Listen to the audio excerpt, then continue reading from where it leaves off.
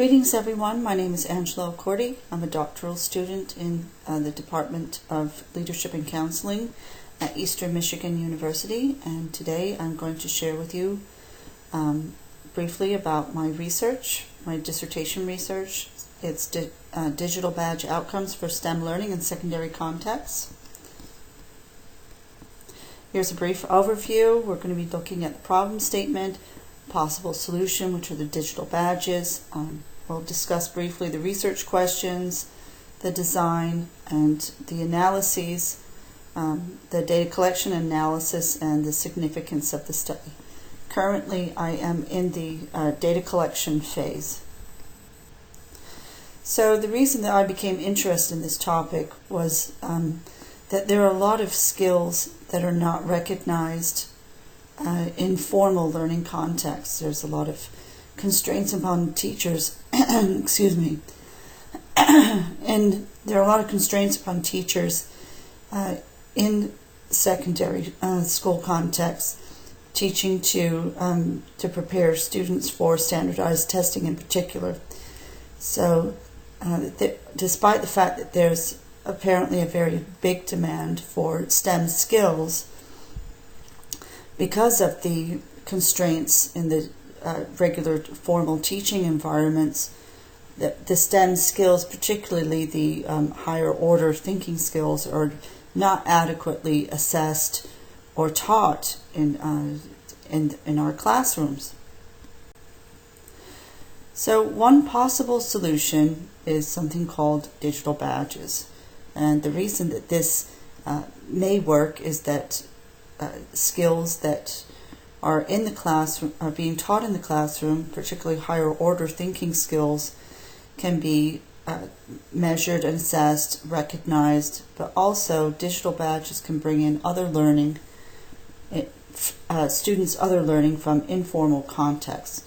Digital badges are essentially web-enabled symbols or images of achievement. And what that means is that digital badges live in cyberspace, and they attach to the digital badges. So if you click on them, you can see the metadata, or the data about the badge, which includes information about who earned the badge, when it was earned, and other contexts such as the issuer, who gave the badge, and badge criteria, which are the learning tasks that must be accomplished in this case. And also there's a provision to attach evidence of learning. So this is performance-based learning in many cases.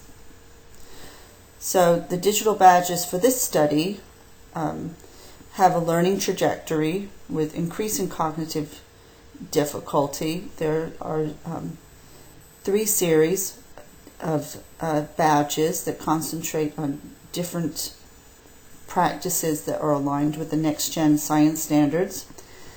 What you're looking at here now is the Data Whiz, which is a series of 5 different badges. The 5th level is a challenge badge, and this is aligned with standards, including the Common Core State Standards for math in grades 6 through 8, and it's aligned with the next-gen science standard of interpreting, collecting, analyzing, and interpreting data.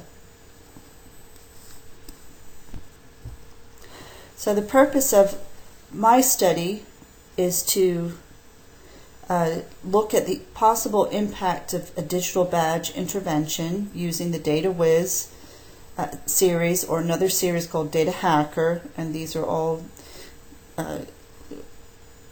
built upon the acquiring of statistical knowledge and the application of the statistics in context. And another badge series called the InfoMaker series, which is aligned with the next-gen standard of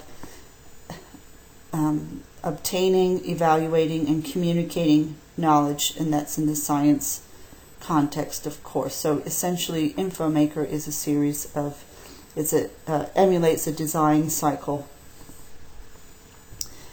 So the purpose of the study is to look at the impact, if any, on the acquisition of these skills, and looking at student characteristics and also factors of the learning context, including the teacher level factors and administrator level factors, and also to explore how the connected learning model may impact the implementation and learning outcomes.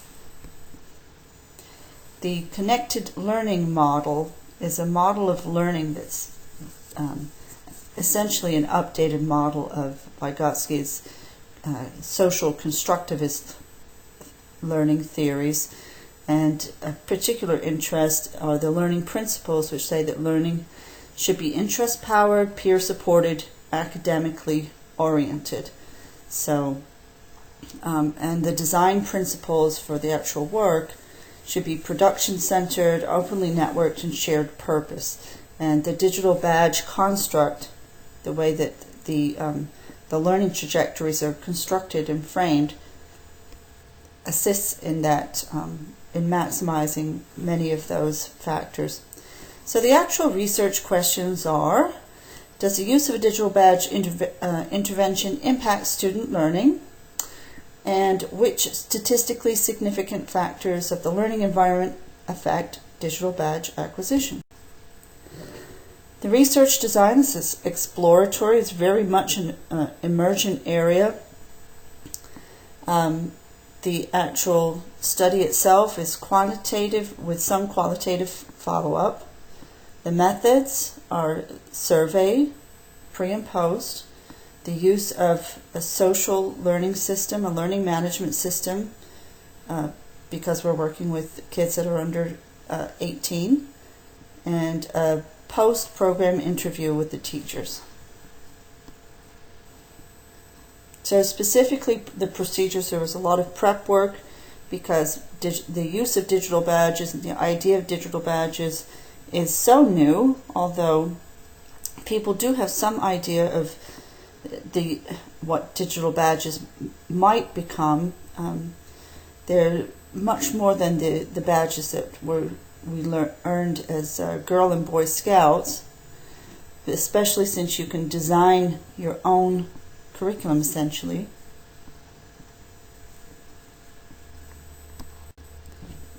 The data collection was by surveys using a survey gizmo, and concentrated in the pre and post. There were some pre and post measures that were the same, but there are many different questions between the two, the pre and the post, for both the student and the teacher, which involved primarily for the students learning habits and learning preferences, use of digital media, and for the teachers as well. And the post asked a lot of questions that were associated with the actual digital badge program itself, but measuring primarily to see if there's any impact on motivation, task value, self-efficacy for the students, and also looking for learning behaviors and self-regulation. So pre and post for teacher as well. Data analysis, which will begin shortly, will include descriptive statistics as well as inferential statistics as appropriate. The significance of this study is that badges have been around for quite a long time to show affiliation, to honor people, to show that they belong to a particular group. However, and this includes online as well, although digital badges have been successful in different environments for youth, there's no empirical data to say that this one aspect, when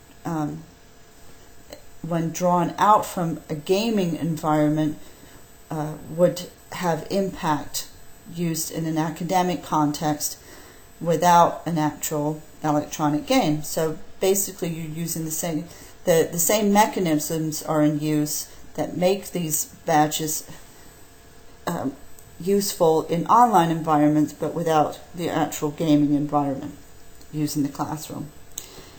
This research will contribute to not only the national discourse and explorations on the use of digital badges, but it will also inform practice.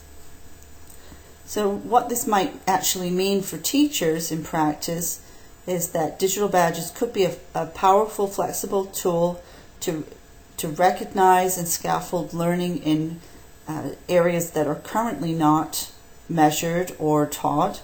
And this could include a wide variety of skills that kids learn online, digital media and learning, but also socio-emotional skills, career readiness, anything that's essentially that could be described as a badge learning path.